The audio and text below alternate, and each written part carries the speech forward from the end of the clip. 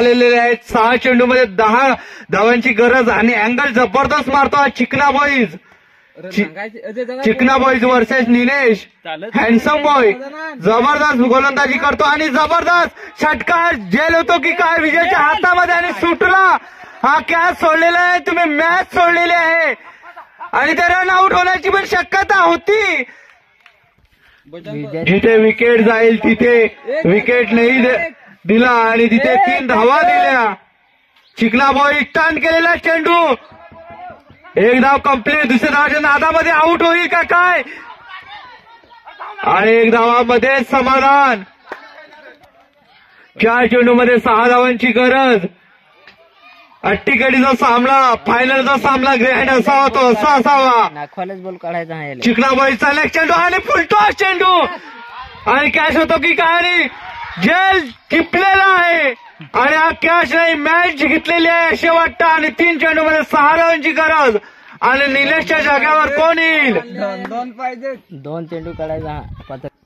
अट्टीगडीचा सामना बघायला भेटेल. 3 चेंडूमध्ये 6 धावांची गरज आणि चिकना बॉईज तर नेक्स्ट चेंडू सामना करतील रोहित आणि जबरदस्त लेगला कडक्याच्या हातामध्ये आणि जेल बॉल.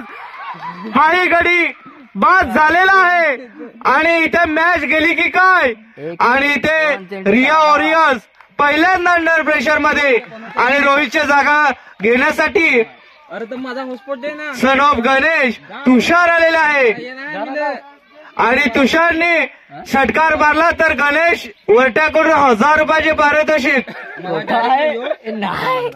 1000 रुपयाचे त्यांच्या वडिलांकडून पारितोषिक आलेलं आहे. तुषारने 6 मारला तर माझ्याकडून त्यांच्या पोळाकडून 1000 रुपयाचे बक्षीस. षटकार मारला तर चिकना बॉईचा नेक्स्ट चेंडू आणि जबरदस्त झेल होईल का काय आणि झेल आणि हॅड्रिक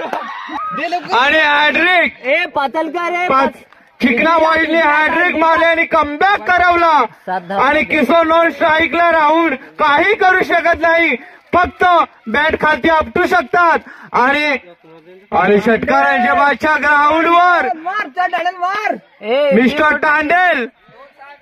7 पाहिजेत 7 नाही 6 पाहिजेत 6 पाहिजेत 6 पाहिजेत. 1 मध्ये 6 धावांची गरज, 1 चेंडू आणि 6 धावांची गरज आणि चिकना बॉईज याने हॅड्रिक मारली फायनल मध्ये. जबरदस्त गोलंदाजी चिकना बॉईज प्रेशर मध्ये आणला. रिया वॉरियर्स मयंक 11 जबरदस्त कमबॅक केला. चिकना बॉईजच्या बॉलिंगला दाद दिली पाहिजे आणि मॅच जिंकलेली आहे मयंक 11 या संघाने आणि दोदडेवाडा प्रीमियर लीगचे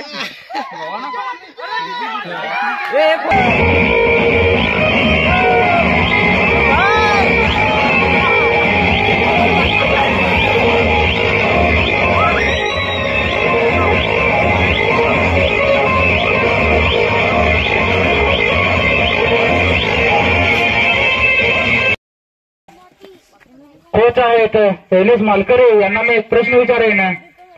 तुमचं कारण काय असेल पहिला क्रमांक पटकावण्याचा? कशी खेळी दाखवून पहिला क्रमांक तुम्ही पटकावला असेल तर आम्हाला 2 शब्दात सांगाव्याची आशा बाळगतो.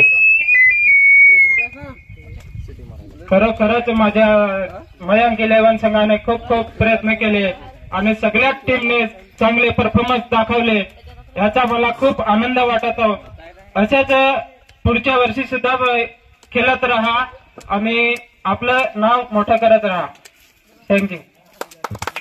सर्वांनी टाळ्या वाजवायचे आहेत.